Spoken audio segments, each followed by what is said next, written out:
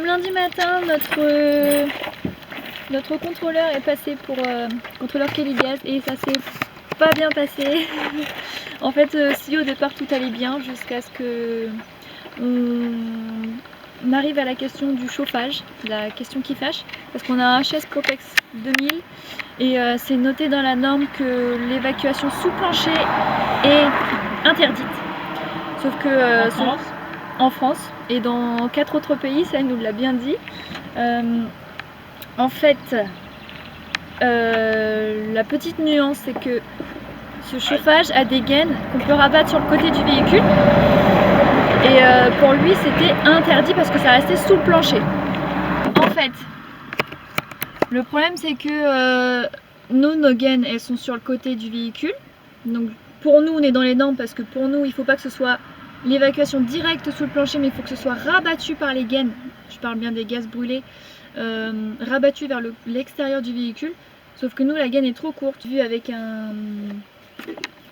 un commercial de Kelly Gaz sur Facebook qui nous a confirmé notre petite installation, en fait. Mais le contrôleur qu'on a eu là était vraiment pas passant sur ce détail et pour lui il fallait vraiment que ça aille jusqu'à l'extérieur du véhicule, en fait limite qu'on voit la gaine sortir du véhicule. Et nous on n'était pas d'accord parce que on a quand même fait 150 bornes aller pour venir faire ce contrôle, pour repartir avec une contre-visite. Ça se passe, voilà, c'est un contrôle, donc il y a contre-visite quand ça va pas.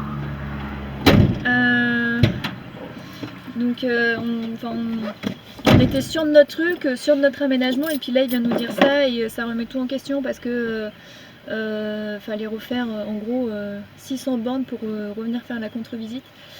Au total, 150 allers, retour, plus la contre-visite. Du moins, il a fallu que ça soit lui qui vienne. Là-dessus, ça faisait vraiment chier pour 15 cm quand même. D'autant plus qu'on a essayé de la rapprocher au maximum.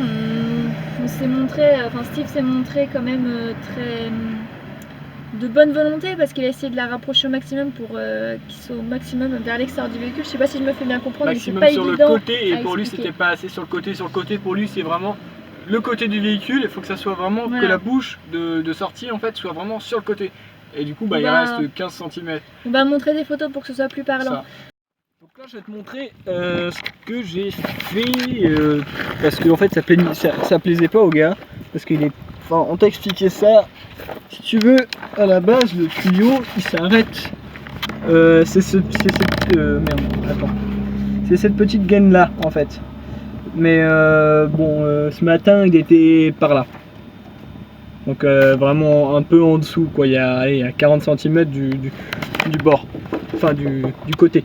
Et du coup il voulait pas nous laisser passer, il nous a dit qu'il faudrait rajouter quelque chose ou changer la gaine. En gros c'est là où il y a les trous, t'as les deux gaines du chauffage.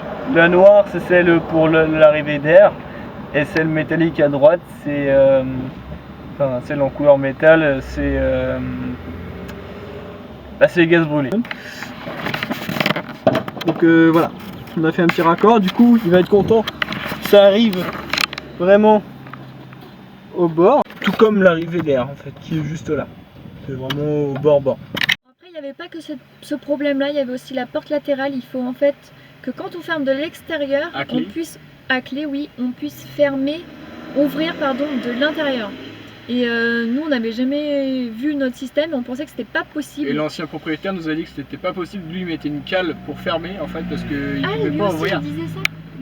Et du coup, au moment où ça a commencé un peu à redescendre parce qu'on est un peu monté en tension quand même, enfin surtout lui il s'est un peu énervé. C'est lui qui s'est énervé parce qu'on contredisait, mais en même temps on n'allait pas lâcher notre truc, je veux dire c'est notre installation, on fait pas tout ça pour rien quoi. Donc puis on a fait en connaissance de cause, donc voilà, on tient au courant pour la suite dans la journée et puis il a quand même été sympa le contrôleur. Hein. Enfin sur la fin, vraiment, il voyait que ça nous faisait chier de revenir encore et taper 600 bornes au total pour une contre-visite pour juste la gaine de chauffage. Et du coup, on s'est arrangé, normalement ce soir, il va essayer de se caler un petit temps pour venir nous délivrer la certification gaz. Ouais. Alors pour les points qui se sont bien passés avec Kelly Gaz, donc il a vérifié les plaques à gaz et tout, je crois. Oui, il nous a dit qu'il n'y avait pas besoin de crédence en alu à côté parce qu'il y avait le couvercle qui faisait office de protection. Il a vérifié tout ce qui était aération, donc le lanterneau là-haut et puis la petite la petite aération basse dans la porte latérale. Hop là. Il a vérifié le coffre à gaz qui est s'il était étanche, donc ouais, il est même archi étanche parce que il est carrément dur à ouvrir. Ah, on voit une bouteille dedans. Je sais pas. Alors, il nous a mis. Vas-y. Il nous a rajouté une petite étiquette pour indiquer la pression de service. Ça, nous, on l'a reçu par mail de la part du technicien pour, il fallait le coller avant la visite. Il a dit que pour la bouteille de gaz, il faudrait rajouter des meilleures cales en bois plus hautes parce que la bouteille elle bouge, mais en même temps elle est presque vide. Il a vérifié le détendeur, le tuyau de cuivre, les aérations, si c'était bien siliconé partout, etc. Ensuite, il a vérifié quoi d'autre? Il a vérifié si la porte... Ah oui, exact. Hop. Il a vérifié les tuyaux de cuivre, s'ils étaient bien fixés. Donc nous, je sais pas si on voit, mais ouais, c'est bon, il y a des petites fixations. Il a vérifié si les deux vannes étaient identifiées, donc la plaque à gaz en haut et le chauffage en bas. Il a vérifié si la bouteille pouvait se couper, enfin s'il y avait une possibilité de couper tout le gaz en entier. Donc nous, sur la bouteille, c'est bon.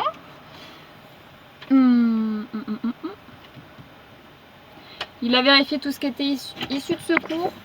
Donc nos fenêtres, elles font pas office d'issue de secours, mais notre porte latérale, en fait, il faut qu'elle puisse s'ouvrir de l'intérieur, même quand c'est fermé à clé de l'extérieur. Et ça a été un petit problème parce qu'en fait, on savait pas que la porte pouvait s'ouvrir de l'intérieur, même quand elle est fermée à l'extérieur. Donc on a failli avoir une contre-visite là-dessus, mais juste avant qu'ils partent, on a revérifié et puis c'était bon. Et en gros, le gros problème, c'était le chauffage, comme je vous l'ai déjà expliqué.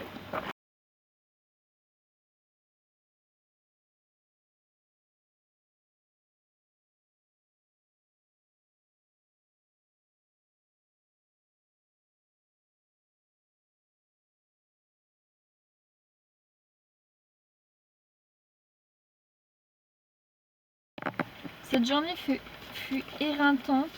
Néanmoins, nous avons obtenu le papier. Et on aura ça à coller avant le rendez-vous d'Adréal. Et il nous a juste dit qu'il faudra prévoir un petit embout au bout qu'on n'a pas trouvé en faisant plusieurs magasins. Mais bon, on va se dépêcher de les chercher parce qu'on va prendre rendez-vous sous peu avec l'Adréal. Et pour l'Adréal, il pense que c'est mieux quand même. Quelquefois qui nous embête avec ça. Il nous a dit autre chose, je crois aussi. Ouais, il nous a rappelé de bien penser aux cales en bois pour la bouteille de gaz et voir pour découper un petit peu notre porte de gaz parce qu'elle elle touche au joint quand on l'ouvre. Voilà, c'est tout. Donc là, je scanne le dernier papier, je l'envoie à l'Adréal et la semaine prochaine, on passe au contrôle de l'Adréal. Du coup là on s'est posé, on est parti parce qu'on en avait marre de l'endroit où on l'attendait. On s'est posé dans un petit spot qui a l'air plutôt sympa, verdoyant, un petit chemin, une petite table de pique-nique.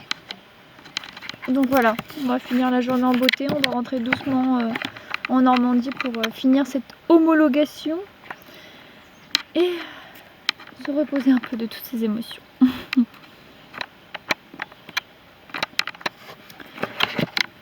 Je pense que les soucis ne sont pas terminés, il y avait peu d'échappement qui s'est un petit peu détaché. Donc vu que Steve a trafiqué, il l'a bougé pour pouvoir passer le tuyau d'évacuation, du coup ça a passé goutte.